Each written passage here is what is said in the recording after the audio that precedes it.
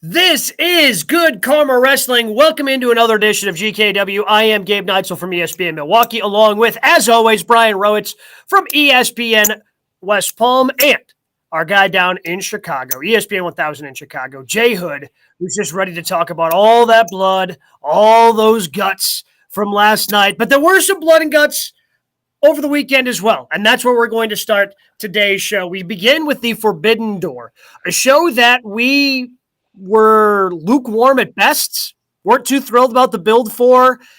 And for me, guys, it kind of ended up playing out the way we thought it would be. We said, okay, build up for it's been lackluster. And I think that was showed in the ratings for AEW for Dynamite on Wednesday nights. And then the pay-per-view was a lot of fun. I mean, once you got to the point, there were certainly some confusing portions for me. But, I mean, these matches, for the most part, delivered over the weekend. It's what we expected. Of course, I was there, guys, at the United Center in Chicago, at A-Town. And I was there. And Listen to me, Daddy J. Hood. Do it. Come on, Brian.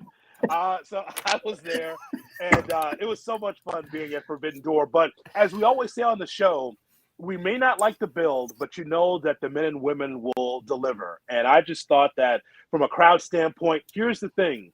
You and I think all of us here on the show kind of thought, okay, is this too inside? Will the average wrestling fan understand what's going on with the storylines of New Japan and AEW? And I will tell you, to a man and woman that was there, the crowd reacted to the New Japan wrestlers. When the music hit for certain wrestlers, they knew exactly who it was before they came out on the ramp. So there was clearly some knowledge, some industry knowledge about what's going on in New Japan and with AEW. So if you think there was 20,000 people that were inside, then that's what I saw, because that's how the crowd reacted. Yeah, I think basically Chicago showed why they're in A-Town, because, we were even texting about it. I didn't write his name down, so I don't remember. The guy who comes out to challenge Ospreay, we were all like, okay, don't really know who this is. The crowd lost their shit. Like, they were so into it. It was such a big deal. So they knew their stuff. And I think that added to the show. This was a show that was very chalky. Like, there wasn't any result where you're like, whoa, I can't believe this happened. But all the matches delivered. The tag match, Ospreay, the main event, the four-way for the world title was a little underwhelming, but it still was a good match. And obviously injuries played into that. But everything that they were up against, from storylines, from injuries, they delivered. And Tony said, it delivered from a crowd standpoint, second highest AEW show ever, only behind the show at Arthur Ashe. From a buy standpoint, over 5 million. So I think it's hard to say that it wasn't a success, because considering all those things. But and if you see Dynamite bouncing back last night, now we'll have to wait and see if that was the blood and guts effect, because that was going to be such a huge match for them, taking up half the show last night. We'll get into blood and guts in just a little bit. But was it? But the question is, are those temporary numbers for one show worth the hit that you took on Dynamite the 3 weeks leading up? And if Dynamite can rebound and, they hit 1 million viewers last night and you can kind of hit the ground running, then why not? You have that little blip in the radar. You're able to make your money. You're able to deliver a very quality pay-per-view. But at the same time, I know Meltzer was out there reporting that, tickets to get in the building were $20. The secondary market sales just absolutely fell apart after the card was booked. I don't know if people from Chicago, as much as they love CM Punk, were expecting him to be on the card. And then some ticket, people are like, Punk's not going to be there. I'm not going to go. I don't know. But, there are certainly some areas there where I'm wondering, okay, you did it once. I don't know if I want you to do it again. But can we chalk that up to, the other things going on? After seeing last night's number, yes, Blood and Guts has been promoted for a month or so, but for them to get back to 1 million, can we just say the last few weeks where, hey, Stanley Cup's going on, NBA Finals are going on, and AEW said, hey, we're going to take it on the chin anyway. Maybe we can do this sort of pet project, because there's going to be a Forbidden Door too. They talked about it being in Japan. So maybe it's just sort of playing with it, saying, hey, we're going to lose viewers regardless. Let's deliver from a wrestling standpoint. I guess that could be the case. And I just think from this standpoint, we have to understand where Tony Khan is coming from and when Vince McMahon's coming from. When Vince McMahon said that this is a live premium event, or however he puts it, it's a house show that you pay for. When Tony Khan says that we are an alternative brand, that's exactly what they're trying to be. They're not trying to be the WWE. So thinking about it from this standpoint, Gabe, when they say, well, this is going to be an alternative to the WWE, we're not trying to be WWE light. That's exactly what they are. They are talking to the inside of the wrestling fan. They feel that they're talking to the people that watch everything with wrestling, not just WWE and AEW, but also New Japan and the Indies as well. Clearly how it's booked and clearly how the roster composition is for AEW, they are trying to reach out to people that go to small shows, medium-sized shows, international shows, and that's what we saw on Sunday, a mixture of everything in Chicago. If they end up doing Forbidden Door 2 or whatever they're going to end up calling it in Japan, I'm curious to see what they do in terms of how it affects storylines in AEW. Because doing one in Japan, now you're kind of throwing the time off. You're asking a lot of your fan base to really pay attention to that show, especially if you're going to take a lot of time out of your show weekly to build towards it. Like doing it in Chicago is one thing. You know, it more or less is an AEW pay-per-view using some New Japan wrestlers. But if they go over to New Japan, to me, it could potentially end up feeling like when WWE goes over to Saudi Arabia. And I know recently, the last one or two times they've gone over there, they've really emphasized that being a big time event. Whereas the first few times they did like the world's largest Royal Rumble or whatever, they had 50 people in, and it didn't really, like they did the show, but it didn't really affect anything else. Like it was standalone. It didn't affect anything else that was happening in the world of WWE. Now, I think they're trying to build that up a little bit more so the Saudis get more for their money. Maybe they were upset with that arrangement. We don't have to get into that. But like if you're asking your fan base to watch an international show, that is always a big ask. And I would be weary if they would then dedicate a lot of their own TV time in the States, then going, yeah, now you're going to have to get up and watch this thing at 6 a.m. Central. So make sure you set your alarm and get up so you can watch Forbidden Door 2. Yeah, but I wonder if like those two worlds can almost exist simultaneously, where you can build towards Japan and like have the storylines exist over in the New Japan world, whereas in the AEW world, you're still promoting it. We've talked about how big this roster is. So if you use this card, for example, if they're saying, hey, Moxley versus Tanahashi, we'll say it's just for the title in this situation. This is happening in a few weeks. Order it. This is happening. Maybe there's a random Tanahashi appearance, but it's not all they're building towards. I wonder if that just sort of keeps everyone happy in that situation. I suppose so. But, again, if you're an AEW fan and if it's overseas and it's in a different time zone, you'll find a way to watch it. It may not be live, but you'll find a way to watch it because as fans, we'll find a way. If we like it and we like the card, we'll watch. But I understand your point, Gabe. Your point is what we've talked about the last few weeks on this show, and that is you are sacrificing Wardlow and MJF and some of the hot stuff at AEW to try to appease New Japan fans. Now, I'm sure if you're a New Japan fan in Japan, I'm sure they love the television they're getting from America, watching their stars take on AEW stars. But it's like the topic we had last week. Who's this for? Well, ultimately, I think it's for New Japan. I think they really need this. But for AEW, hey, they're the alternative. And so I get it. And so, guys, watching that live, I will tell you, you got to love when you're at a live event, when you get pure joy, not just from kids, but also adults too. Some of the big pops I saw was definitely FTR. We got to get into that. Okada had a big pop. It's just good to when people see someone come down the ramp and they just lose their shit. And that's exactly what we saw on Sunday. It was really awesome. So you got to tell me, because people lost it when Claudio came out, right? Like, even though everybody knew like he was going to be Claudio, like it's the only thing that made sense. That's who we all kind of assumed it was going to be last week. But on the pay-per-view, like they were, I don't want to say it was as bad as when AJ Styles debuted in WWE when they had the camera on Roman Reigns and he's like, who is that? And, they're kind of late. Like, music starts playing and the camera's on the crowd and the crowd's going crazy. So I have no idea what's going on the Jumbotron. So you being in the building, J Hood, like what was on the Jumbotron? Because like, I don't know if it was just the Chicago crowd like reacting right away, because everybody knew it was.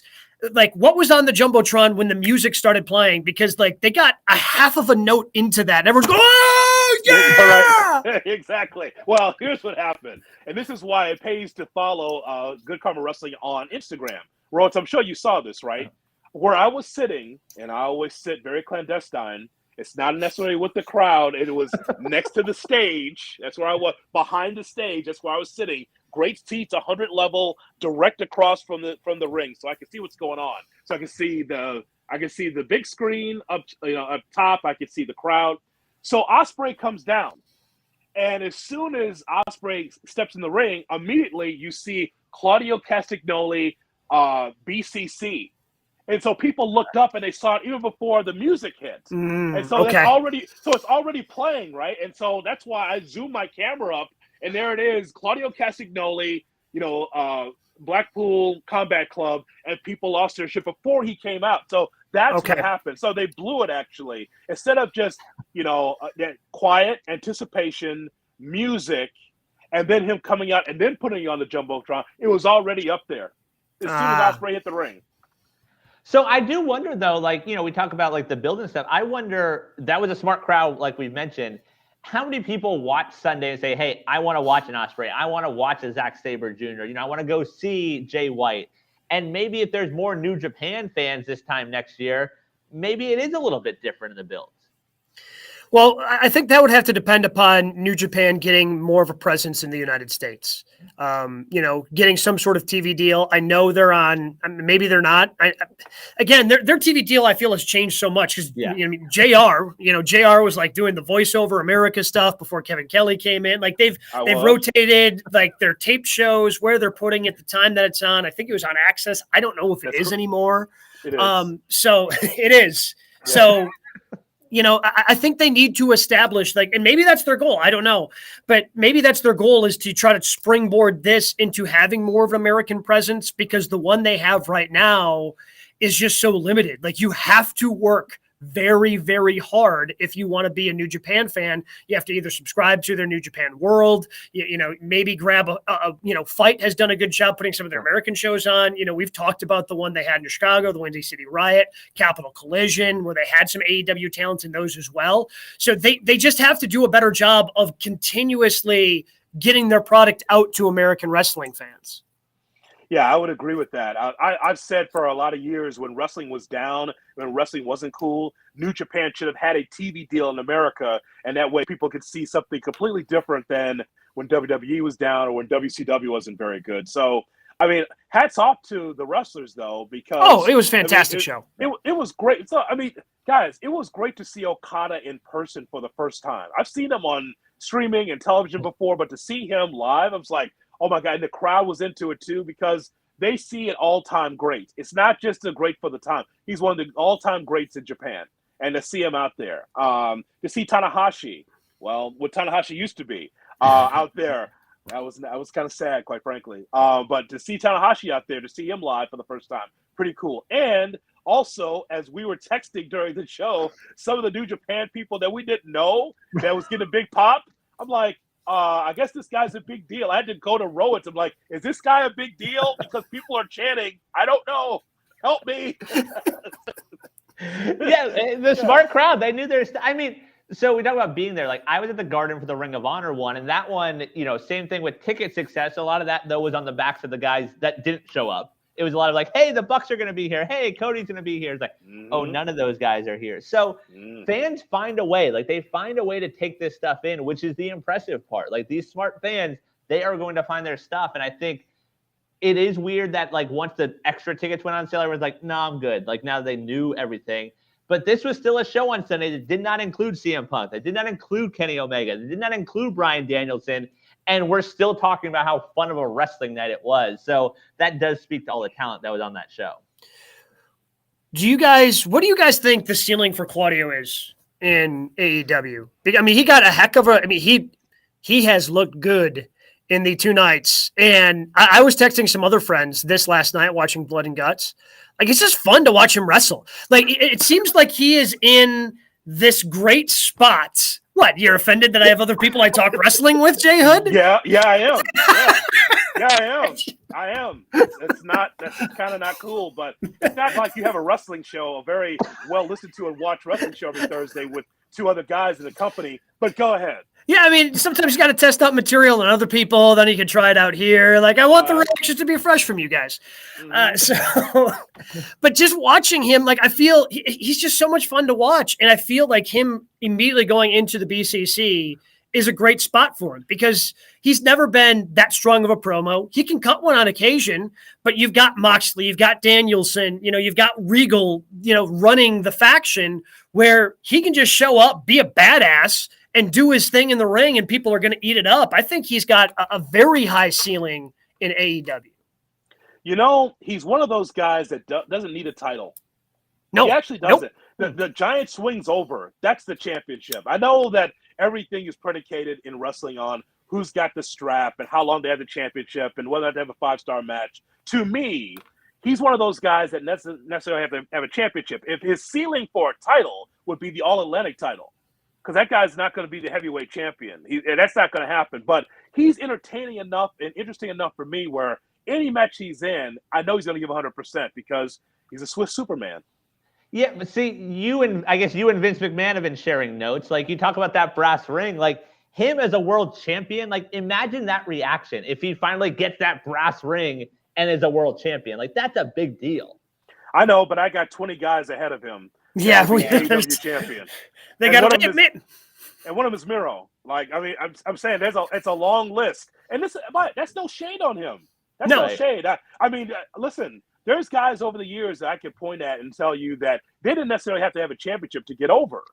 And Claudio's already over. I paid good money to see him at ROH before he came to WWE. And so it's not the championship. He can always be in great matches and he'll still get over without having a strap. Yeah, and I think that sort of speaks to the roster. Like, I think, Pac winning the title on Sunday was a big deal because he finally got that individual moment. He's a guy, wrestling-wise, you put him in the ring, he's going to give you 5 stars majority of the time. And now he finally got a belt, and he's a day one AEW guy. So that just speaks to the roster. I still, though, think of him as a champ. Even if it's not a long reign, like him winning a title, like that reaction is going to be a fun one. Yeah, I was happy for Pac for winning the championship. I did feel bad for Clark Connors. That guy got his ass whooped. I mean, my God, man. Sorry, Clark. They cut him off so much, man. Gabe, as soon as he had a little momentum, they cut him off right away. Yeah. But then the crowd felt bad for him. I'm just telling you what I heard at United Center. Mm-hmm. The crowd felt bad for him, and then when he did have some momentum, he was completely over. He got a roar. So it's just like Miro would cut him off, Black would cut him off, Pac would cut him off, and then when he actually did get some offense in, he was really over. So I guess that was the plan, but he got his ass whooped in that match. Yeah, I was honestly surprised that because Brian texted this to us over the weekend. This show seemed like it was cursed, and then I thought it was cursed again when you've got Dax. Luckily, it was a work, but like I didn't know if it was or not. Like, 'cause they didn't spend any time on it, and they weren't like really milking it for the crowd. Like a lot of times in that where we've seen in wrestling, like oh man, who knows what's going to happen? But it like just happened, and all of a sudden it's like, oh wait, he went to the back. Cash Wheeler's out there by himself. Like, oh no, what is happening? Because there were so many injuries going in. I was surprised that they just didn't make that a 3-way for the Atlantic title, but. I did feel bad for him going in because it's like, man, you're just there taking up space, and we all know it. By the way, Gabe Neitzel, which one of your wrestling fan friends sent you a video of what's going on with Dax? Which one of those? No, I didn't get any of those, but I did get one from you, and I was very appreciative. I was very appreciative of that. Thank you for that. All right, cool. Gotcha. Well, see, we need to give AEW credit on that, though, with FTR, because, like, as much as the storylines have been hurt recently, those guys continue to climb. Those reactions, and you could talk about Sunday, but like last night when they're just coming out for a random, basically a comedic 6-man, those two are over right now. Mm-hmm. Now, these guys are supposed to be heels, and they appreciate being baby faces. I just think people love to respect and watch FTR, especially Dax. I know that he's going to be in the running for Wrestler of the Year. I know that he will. He won't win it in some of these publications, but just the matches that he's had, it's been just a love fest of giving Bret Hart moves in the ring that Dax is doing. But man, I love what they're doing, and the people respect him. And so I know Dax isn't 100%, and I know that shoulder probably was hurting. I know, but here's the rub about this. So when Dax went out of the ring holding his shoulder, the crowd, it went dead silent, or a lot of, oh my God, it is cursed, right? All these injuries, but it was a great way to play up what's been going on with Forbidden Door. all of these injuries, right? And so that was a perfect time. Someone that loves Dax, oh my God, he's hurt. So now all these guys are hurt.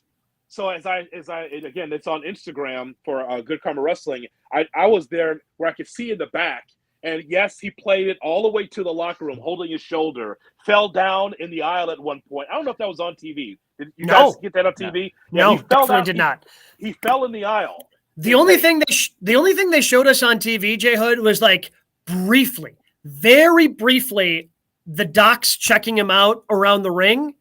And that was about it. Like they went, oh, and then next thing you knew, he was in the back and Cash was by himself.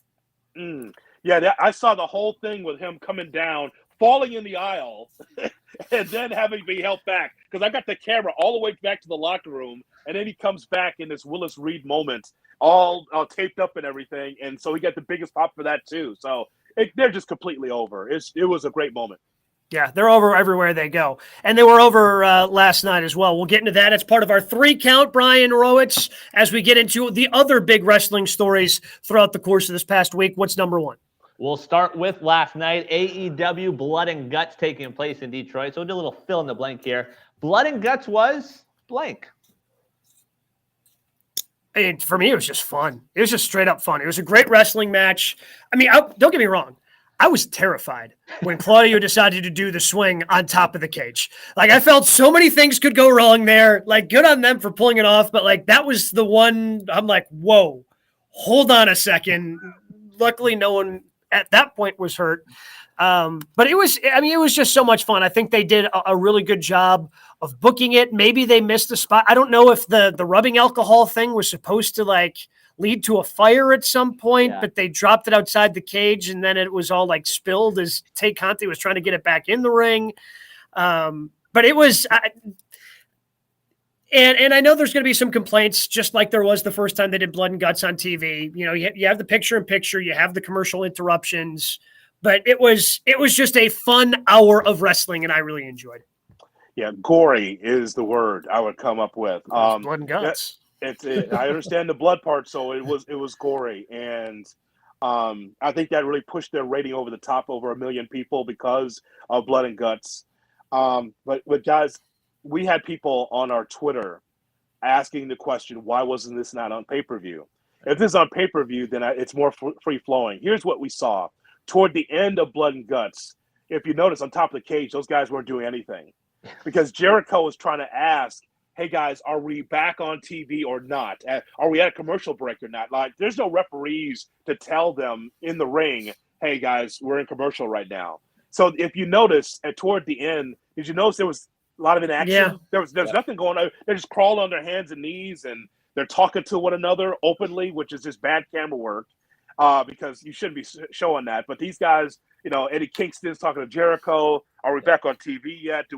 When do we do our spots? Because clearly you want to do your fantastic spots when you're back out of commercial, when you're back live. And so, you know, that part I thought was a disconnect for me, but it was completely what I thought it was going to be. And it was crazy and gory and bloody. And again, something like this is great for TV, but if it's on pay-per-view, it's straight through with the action. I thought there was a lot of start and stop because of TV commercials. Yeah, I think that's fair, but I think the match overall, like for me, was as expected. Like overall, it was fun. Everyone got their, their moments in and their sort of things, but also they did a good job with the storyline telling. Like I thought that was a perfect ending. Like I know they haven't fully explained the Claudio and Kingston stuff. They just say, hey, yeah, these guys don't really like each other. But to have that moment where Kingston thinks he's going to get Jericho to tap out, but it's Claudio getting the win, like that's good storytelling there at the end. And the rest was, just going through the hits. I agree with you, Hood. You've mentioned it a couple times. The Tax have probably played their part already in AEW enough this year, but they got those in. They got the stake. That was a different one. But yeah, I think overall, like it was a fun night, and I think continues to move all those guys forward in that match. Yeah, it was just, and unfortunately, you did have an injury. Looked like Santana got hurt, which I didn't know until after the show because you have 5 of the guys on top all celebrating. You're going, where's Santana? And because there are, 12 guys in 2 rings, you didn't really, I guess, kind of miss him throughout the course of everything else going on, because there's just so much action happening all around both of those rings that, later you go back and you see, hopefully it's not a serious injury for Santana, which is why he was not on top. And again, hopefully he's okay. But well, to that point, like when they were on top of the cage, I feel like the final 10 minutes, we never saw anyone inside the cage. Like it made me wonder, like, what are those guys doing down there? Like we just never saw them. It was just completely focused on the top. It's a great question. I was wondering the same thing. Instead of just crawling on your hands and knees. Right. Are we back on a commercial yet? How much time? How much time? Like, dude, like, what's going on? Okay, let me throw. I enjoyed Blood and Guts. I enjoyed it. It's an hour of craziness. It's in a crazy city like Detroit who loves blood. So I get that. Let me ask you guys a question. Gabe? Yep. Who got over at Blood and Guts?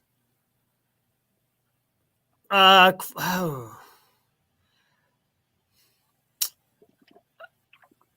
otherwise, why have this? Yeah, I mean, Claudio obviously got the win, but I mean, didn't need it. You already have the champ with Mox. Kingston is as over as you possibly could be.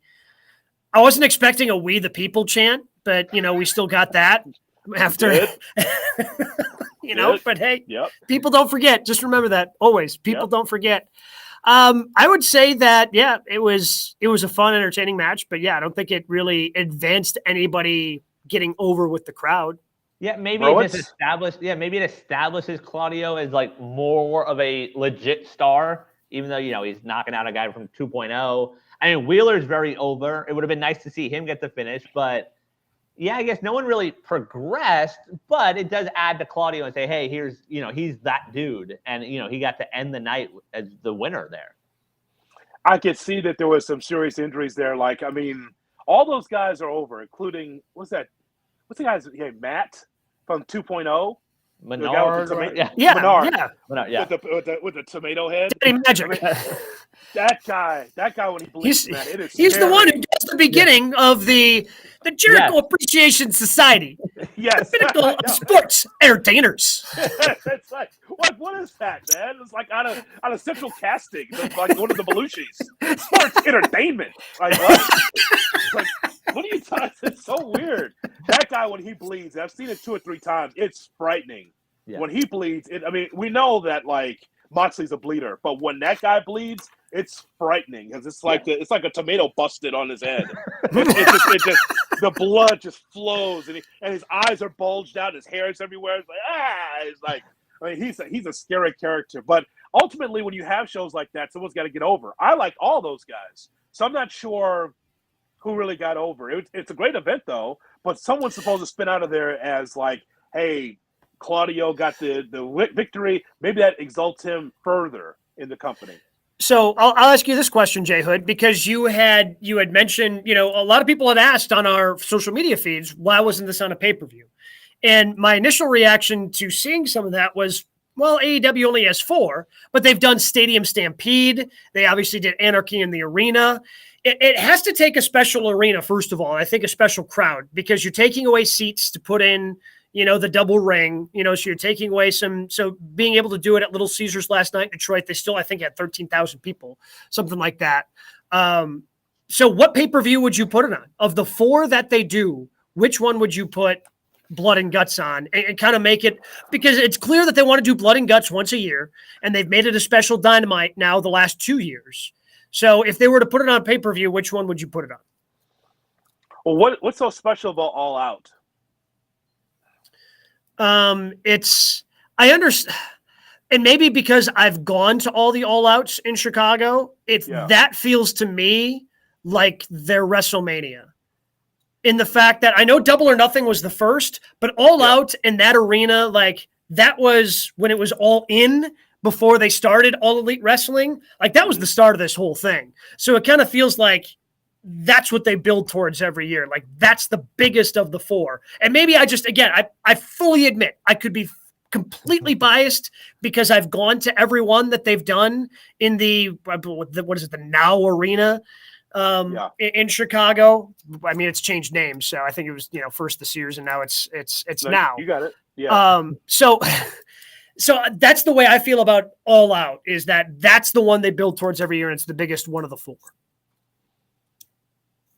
I think that's the spot, Brian. I mean, because to me, putting it on TV, I want to see the entire hour without interruption. Yeah, I'm watching closely the picture-in-picture, but for me, it's something I should pay for. I mean, those guys are cutting themselves up. It's going to be a lot of blood, and I know that some people recoil at that. I have no problem with it. I grew up with blood, but just watching it though, it just seems like something that should be on a bigger stage. I don't want to see commercials while that's going on, but that's just me. Yeah, but I don't think they can afford to put it on a pay-per-view. Like not waste, but to spend a whole hour when you're trying to get all these guys in a pay-per-view. Like looking back at Sunday, where there was a lot of wrestlers, there were a lot of 3-ways and 4-way matches. None of those matches hit 20 minutes. 18 was the longest, the Jericho match, and then the main event. Both those went 18 minutes. So I don't think they can put it on a pay-per-view. I think they just need to figure out a way to. We've seen NXT do it. I think was it the first one when the Wednesday Night Wars. You go commercial free for an hour. Figure out a way to do that. Yes, it might upset advertisers, but maybe there's some sort of payoff and you figure something out that way. Yeah, that makes sense. But either way, I enjoyed what I saw there. I just thought that it was a very good Dynamite out of Detroit. So, I mean, when they do these, you know, it's going to pop a rating. And so it certainly did on Wednesday. Well, I guess another thing off of that, you talk about, you know, guys getting over. Is this storyline over between BCC and the Jericho Appreciation Society? It ends now, doesn't it, Gabe? Is that Yeah, it has to. Is there more? It has to. Like, it's like if a feud goes past WWE, goes past Hell in a Cell. Like, can't really do it. Like, I don't know how you escalate, like, whatever Anarchy in the Arena is what they did on the pay-per-view. Like, okay, from Anarchy in the Arena, you go to Blood and Guts. Like, I honestly don't know how you elevate it. Like, Blood and Guts is the pinnacle of the blow-off match in AEW. They do one a year. I got to imagine that this storyline between these two factions is over. I hope so. And then what happens? so the Blackpool Combat Club is cool. I like the name. I hope that Bryan Danielson, his name's Bryan Danielson, Jim Ross. It's not Daniel Bryan. What the?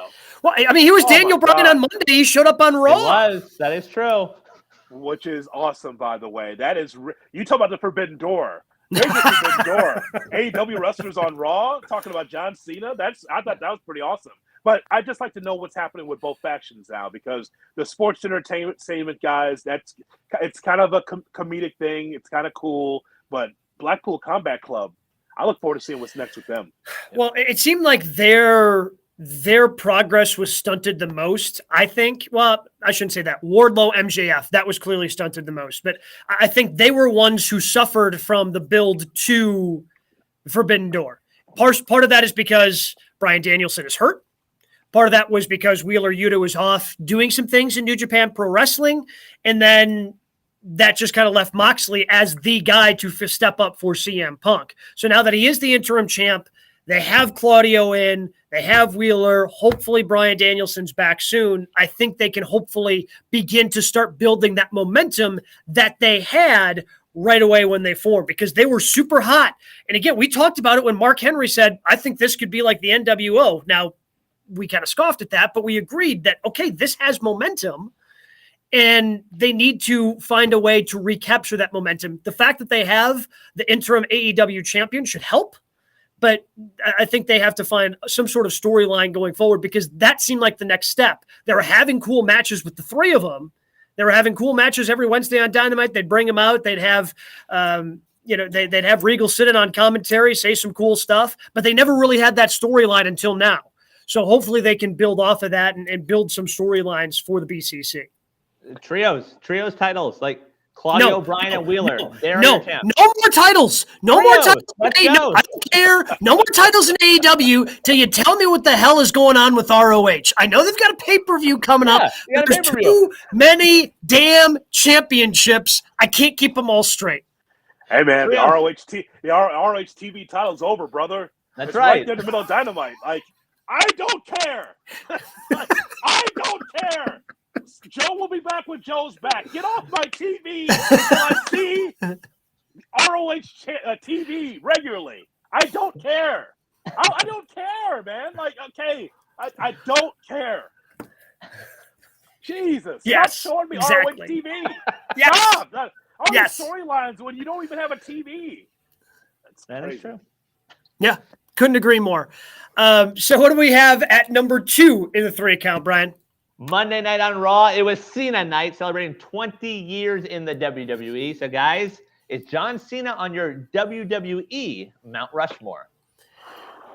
I mean, I think he's got to be, just because the way that he's presented. Well, I mean, the way that WWE looks at him, the way that WWE props him up, the way that WWE treats John Cena, he is without a doubt on their Mount Rushmore. Like, I think that's a no-brainer, the way that they treat him. Like, is he on your Mount Rushmore? Probably no. That's your no. I think that's your generation, though.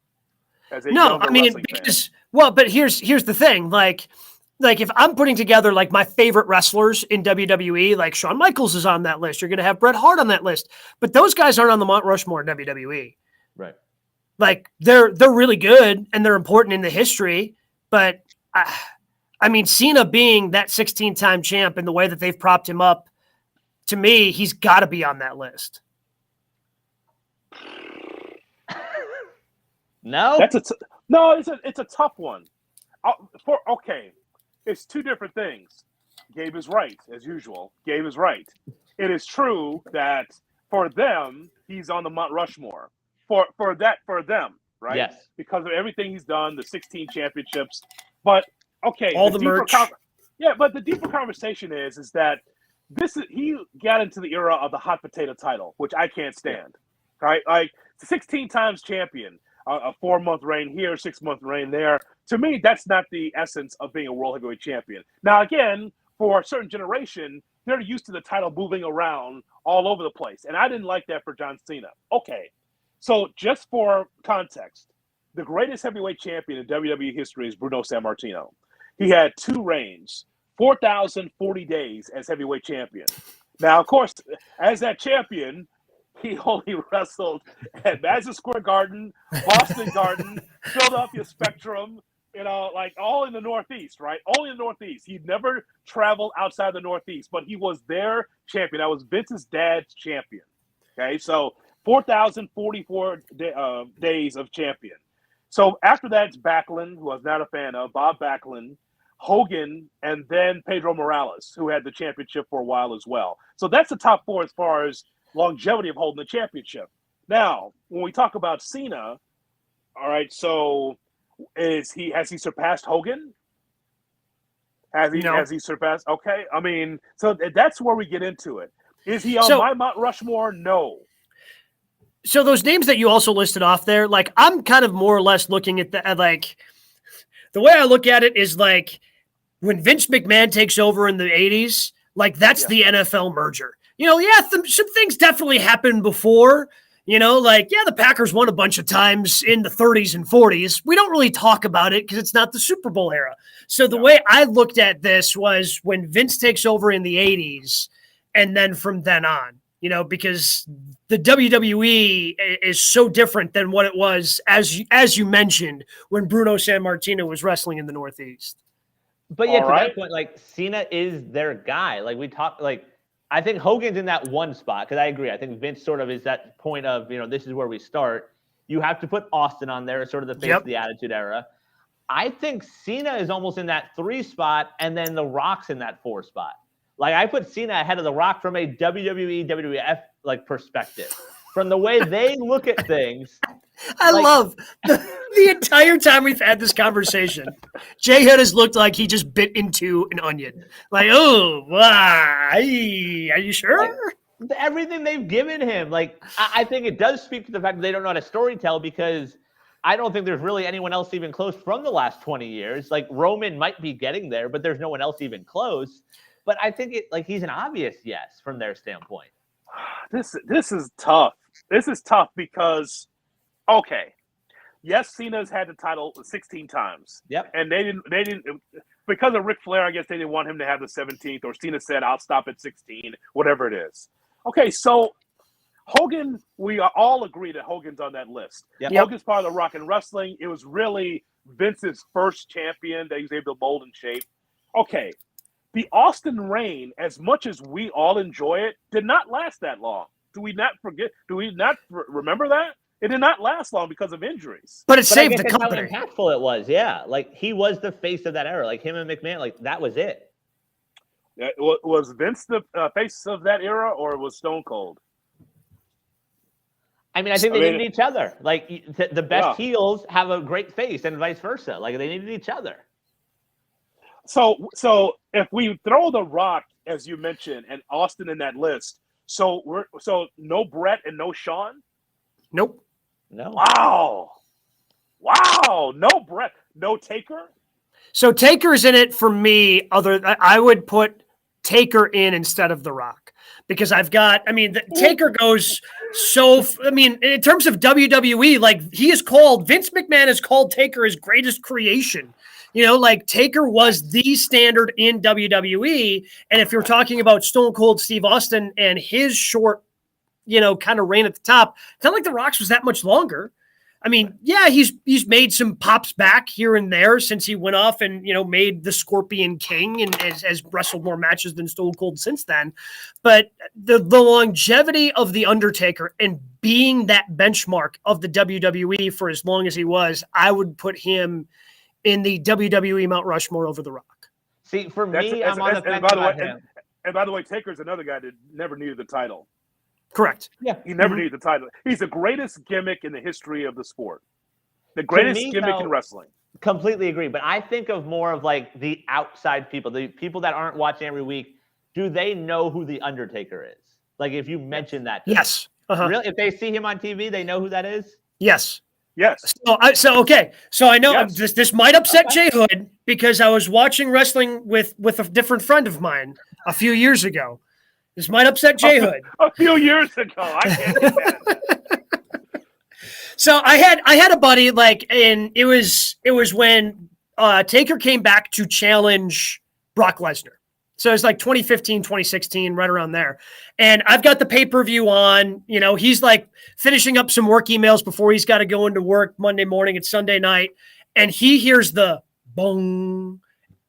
And he perks, like his head immediately perked up from his laptop. He's like, whoa, that's The Undertaker. And his attention was grabbed. And this is a guy that wasn't, a wrestling fan. So I think that Taker, while he's not as mainstream as even John Cena has now become with the success that he's had outside WWE, like he came along and wrestled in an era where wrestling was so hot in the 90s that so many people still understand The Undertaker. His gifts pop up everywhere on social media. Like I think people understand and know who The Undertaker is. I mean, people are weighing in just some of the comments here. Vikram goes Cena, Rock, Austin, Hogan. Tim is going to go with Flair, Rock, Cena, Hogan. He said Undertaker fifth. Yeah. Flair's not part of this conversation. Flair's not part. No, he's not part of this conversation. Now, if we want to do an NWA WCW conversation, we can. That's not part of what we're talking about. We're talking about Vince's WWE. We got Charles here. He's going Rock, Austin, Taker, and Triple H. Well, again, part of the hot potato title era. Yeah, like I'm not a fan of that. I think that if you give someone a run, give them a run. That's what I thought. So I wrote down Undertaker, Austin, Hogan, and Cena. Not in any particular order, but I understand that Cena means a lot to Vince as well, because look, he should have turned heel a long time ago. As a matter of fact, there's a story that John Cena tells where he was told by creative, yeah, we're going to go with you as a heel. And that guy just ran through the building and got with the people, say, okay, here's how I want to remix my music. Do, do, do, do, do, do, do. Like ominous music, like changing it slowly. He's got more of the Thugonomics, really kind of deeper into that. People forget, Cena actually started off as a heel. Right. Yep. Against The Undertaker. People forget that. And he actually was kind of a smarmy, smart-ass heel that, was a rapper and all that and was unpopular. He started off as a heel. He wanted to go back to that, and they told him no. So I know Vince and Cena are very close because during the times where wrestling wasn't cool, Cena was the face of that. Guy coming out there with jorts, guys coming out there with the same with a jersey based on the city that he's in, and he got booed in every town, every country, every state in the union. They said, "Boo, F you, Cena. Cena sucks," and he had to eat it everywhere. So I give him his flowers just for hanging in there, for getting booed in every place because wrestling wasn't cool because he was the face of it. That's what it was. Yeah. But he made those moments more special, like the RVD title win, the Punk stuff in Chicago. Like, he leaned into it, and that made those moments that much more memorable. Yeah, he was a great player no matter what they asked him to do. I know that I know it would have broke the three of us. I mean, we're on the road 27 days out of 30. We're in Des Moines, and we're like, okay, F this, man. They're booing me out of the building again. God, screw this. Somebody else take the title. Getting booed in Des Moines. Like, man, a Z-town like Des Moines, you're getting booed there, Jay Hood? That's not good for anybody. The 27th town out of 30. You're in all the hotels. You're at all these flights. You're booed at the airport. You're booed by your own family. And there you are in Tucson, half a house, and you're getting booed. Ba, ba, ba, ba. F this guy. It's like, okay, enough of this. I don't want to be here anymore. We would have ran out of that company. Like, okay, I'm tired of this. Make me a heel or I'm out of here. Jeez. Right? Tell me I'm wrong. You're not wrong. You're not wrong. You're not wrong. I'm not going to, no. After a while, you get a little sensitive, right? After a while, like. Well, you'd have to think. You would have to. Okay, I'll say, for instance, all three of us do live broadcasts, do all remotes, golf courses, restaurants, bars, and everything. And every time we do a show, we get booed. Every time we do a show, it's like, okay, after a while, we need to be in studio. Right. Yeah, the first time you're like, oh, you play it up. Second time you're like, okay, I guess I'll play it up again. Third time you're like, bleep this, I am out. Seriously. Enough. Let's go on to number 3 in the 3 count, Brian Rowitz. All right, guys, this Saturday night from Las Vegas, it is Money in the Bank. So who we're taking home the briefcases on the men and women's side? All right, so let's start with the women because they're the only ones who have a full field currently. The men still have a TBD. More on that in just a second. But the women that are participating in Saturday's Money in the Bank, we have Liv Morgan, Alexa Bliss, Raquel Rodriguez, Shotzi, Asuka, Lacey Evans, and Becky Lynch, who won her way in on Monday. So those are the contenders. Who you got, Jay Hood? Money in the Bank is Saturday, huh? Yeah. Yeah, believe it or not, it's coming up. Another premium live event with no champ defend, with no and only one women's championship, by the way. Like, they only have like 5 matches on this card or 6 matches, excuse me. They got both. Bianca defends against Carmella, yeah, and Ronda defends against Natalya. I forgot completely about Ronda versus Natalya. That was the one I completely forgot about. And then you get Usos versus Street Profits for the 84th time in the last 20 weeks. Bianca against Carmella. Say it out loud. Really? Yep. Really? Okay. Thank you for telling me, Gabe, that Money in the Bank is Saturday. I guess I have to watch. Okay. Yeah, got something going on now.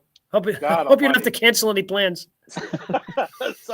So, don't you think they're pushing Lacey Evans or Alexa Bliss? Aren't they pushing them a little bit? So, on these shows? With Lacey, it's hard to say because, like, she's already turned face heel more times than Big Show did in WWE in the last 4 months. Like, she comes back and she's, telling her patriotic story of being a soldier and being a mom and coming back. Okay, she's going to be a babyface. And then they turn her back to being a heel and she's, nobody respects her and doing that whole thing. Like, so I don't know, like, they're still featuring her, but they don't know what they're doing with her necessarily.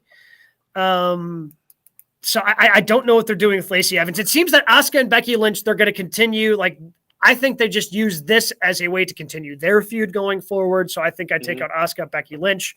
Raquel Rodriguez is just a smiling young babyface that they don't know what to do with. So she's out.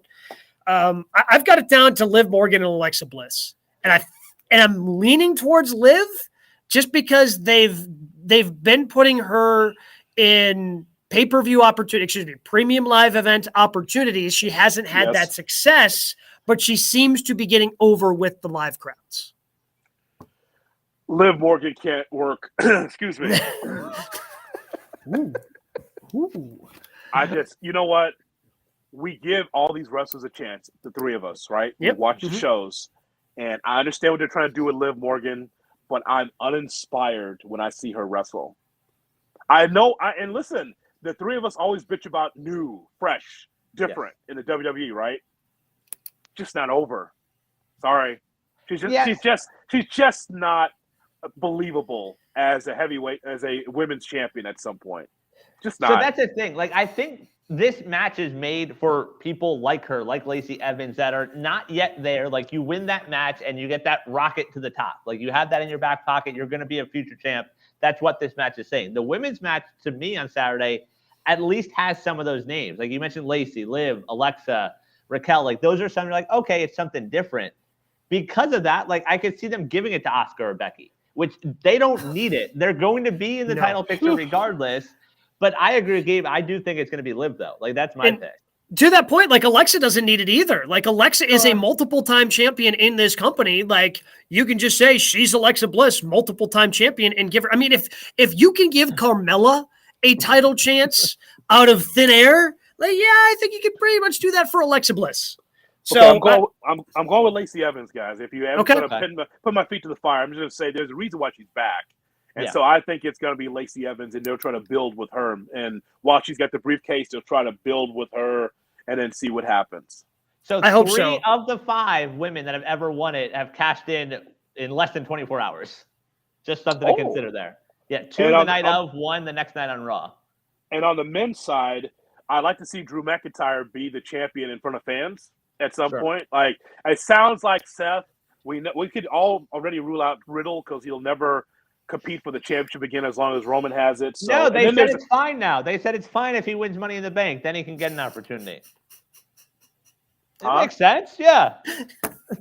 No, that doesn't do it for you. You know, they think we're a bunch of dopes, and that's fine. Yep. But you know what? We're watching and we're paying attention here, and you can't just keep moving it midstream and move the goalpost.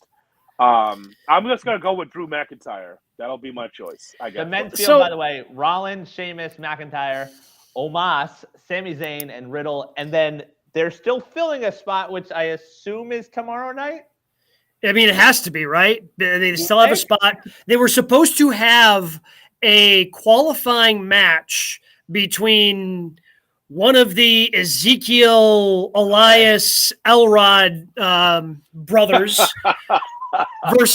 versus Kevin Owens. But KO, I don't know if he's dealing with an injury, but apparently KO was not at Raw on Monday, so that match never happened. So I don't know what they're going to do to fill that spot tomorrow night, but that's how it was originally supposed to be filled, and it was not. So they still have a TBD out there. So yeah, okay. I think you can eliminate many people from this list. Riddle is one. You can eliminate Sheamus. He ain't getting the heavyweight championship anytime soon. Sami Zayn, of course not. So that brings us down to Seth McIntyre and Omos, and I hope to God it's not Omos. It's not. Don't put it past them. And I think I can. No. Come I on. think we can. I think we can eliminate McIntyre because I think we all just assume that McIntyre is going to get the title opportunity at the UK stadium show. So I don't think you need to put the briefcase on him unless he's going to do the dumb thing. Because if you have the briefcase, you need to use it as an element to surprise. If you win the briefcase and do, I'm going to use this as a pay-per-view, what are you doing? That's the dumbest thing you could possibly do with this. Use this to your advantage. So hopefully they don't go that route with Drew McIntyre if he indeed wins. But I'm going to say, I think, I mean, Seth doesn't need it. Nope. They're going to put it on Omos, aren't they? What if the TBA is Big E? Is he healthy? No, I don't think he's no way healthy he can enough. be. Like Still not healthy?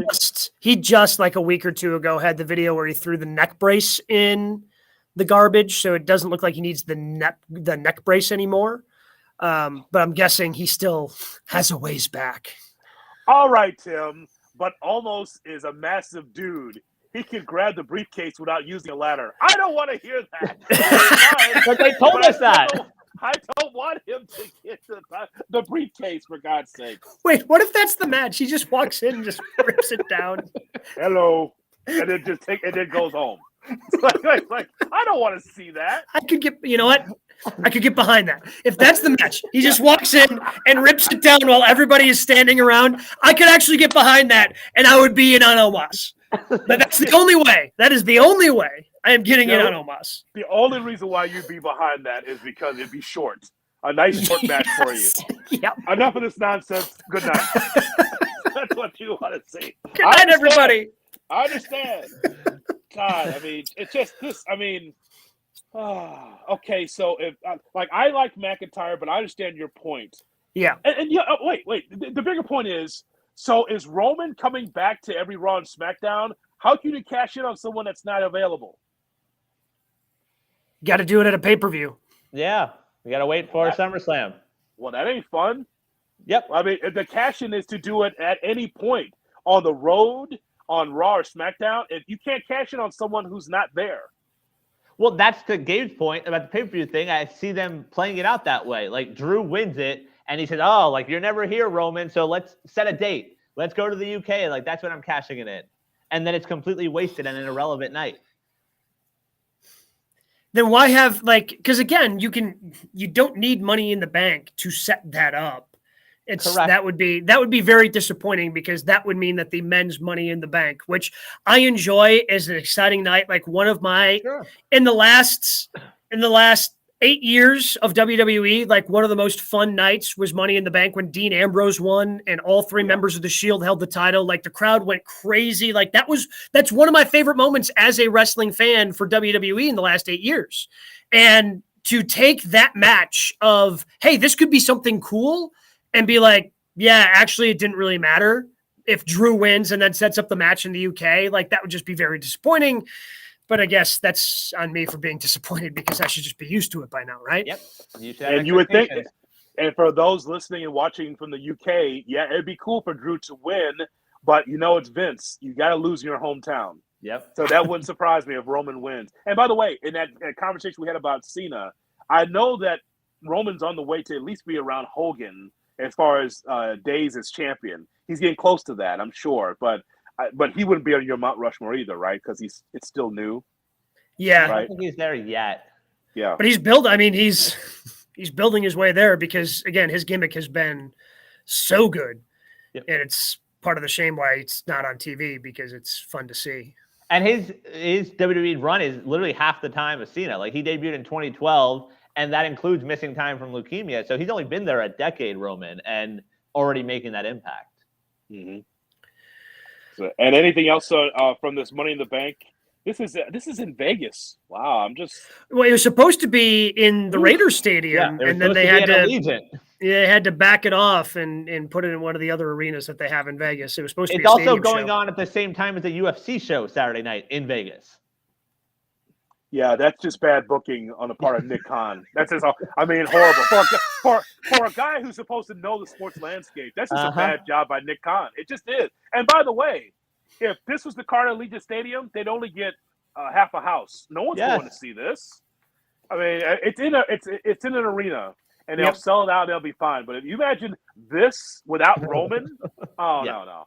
Yeah. So again, they have the rest of the card. They have the two Money in the Bank ladder matches: Bianca versus Carmella, Ronda Rousey versus Natalya for titles, as we mentioned, Theory versus Bobby Lashley for the U.S. title, and then they do have the Usos going up against the Street Profits for the undisputed WWE Tag Team Championships. Is Austin Theory over? What's the difference between Austin Theory 6 months ago and Austin Theory now? Nothing. A strap. They're trying. But I mean, smarmy heel. I've seen a lot of those. I know what that looks like.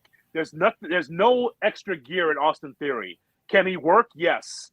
But everything's about personality in the WWE. Smarmy heel. Okay, then what? Yeah. It's kind of the same thing to me. We were just talking about with the women's Money in the Bank. Like, they bring up Raquel and change her last name to Rodriguez, and she's honestly just been a smiling babyface. Like, she comes out and okay. But what do we have beyond that? Like, it's some of the problems that they're having with the younger talents is figuring out where exactly they fit in the landscape. She was actually a decent heel in NXT. She came out with chaps and like this Stan Hansen type of persona, where she's from Texas and she was a badass, just tall and lanky. And I guess they thought she was Barry Windham or something. I'm not sure, but the point is though, is like she looked. I thought it was better as a heel than a babyface, but. You're right. All I see is her smiling and doing a few moves. Yeah, Okay. and she can work. Like she had a good match with Yeah. Ronda like a month or so ago. But yeah, Yeah. there's just zero storytelling. Yeah. So there you have it. Wait, did you ever make your pick? You're sticking with McIntyre J Hood? Yeah, because I mean, look at I mean, I guess. have you If seen you the make card? me I mean, yeah, sure, McIntyre, McIntyre. Right. sure. Some news and notes, Brian, because there were some things that came out today. Yep, we mentioned it a little bit. We'll start with Ring of Honor. Death Before Dishonor, July 23rd in Lowell, Massachusetts. Samoa Joe will defend the TV title against Jay Lethal. That's all we know so far. Pay-per-view. Lowell, Massachusetts, Uh-huh. F-Town. Whoa. Ooh. Lowell, it's not even Boston. It's Lowell, Massachusetts. like that. I mean, okay. I mean, I think that's one of the ROH spots. I believe I that think they've so. been there before. I think they've been there before, so I'm not going to crap on it too bad. And plus, you're trying Just a to little bit. revive. Yeah, you're trying to revive a dead brand. So I understand. That's I wonder, is that the main event? By the way, is that the main event? I mean, we don't see Joe- the world champion ever. No, Who's We world don't. champion? ROH. was it? Gresham? Gresham. Yeah, Gresham. Oh yes, I saw him on Rampage. For no I reason. remember that. That's right. I saw him on Rampage doing a promo with somebody. Like, God, and that guy can work too, man. I know he's not aesthetically pleasing for some, but that guy just wrestles. He's very Hey. good. FTR's the ROH World Tag Team Champs. They should be on that card. I'm looking forward to that card because I get to see FTR. Yeah, Wheeler Yuta will absolutely. be there, I'm sure, defending the title. So, in WWE stuff announced this week, July 29th in Nashville, it's the Undertaker One Dead Man show, an intimate setting with never before heard stories and questions from the WWE universe. Kind of seems like this is just a extension of what his Hall of Fame speech was, right? Like he's just going to go up there, tell some stories, and I guess this time he'll be able to take questions from the audience somewhere in Nashville. Somewhere. I don't know if I was watching The Undertaker or Joel Osteen for that Hall of Fame deal. I mean, walking around with the mic attached and just, I mean, it was great. He's a great storyteller. And so, yeah, this is not The Undertaker. It's Mark Calloway. And he's just going to be talking to the fans and make a little money on the side. You know, you think about this. All those years as The Undertaker, when there were so many events happening, and we'd buy those little DVDs of certain like events and like behind the scenes. The Undertaker could never speak about it because he's a dead man. He couldn't speak off the top of his head about these things. He never spoke on all those DVD specials, and now you can't get him to shut up. He's talking all the time. It's amazing. A lot of years of built-up storytelling. He's letting it all out now. He wanted to say stuff about WrestleMania, whatever, but the Undertaker would not sit there in a chair and just talk off the top. No, we can't have him do that. So. And finally, WWE today announcing the signing of Logan Paul. He is the Paul brother that was at this previous WrestleMania teaming with The Miz to beat the Mysterios. Oh, I thought the bigger news was the return of the Triple H point.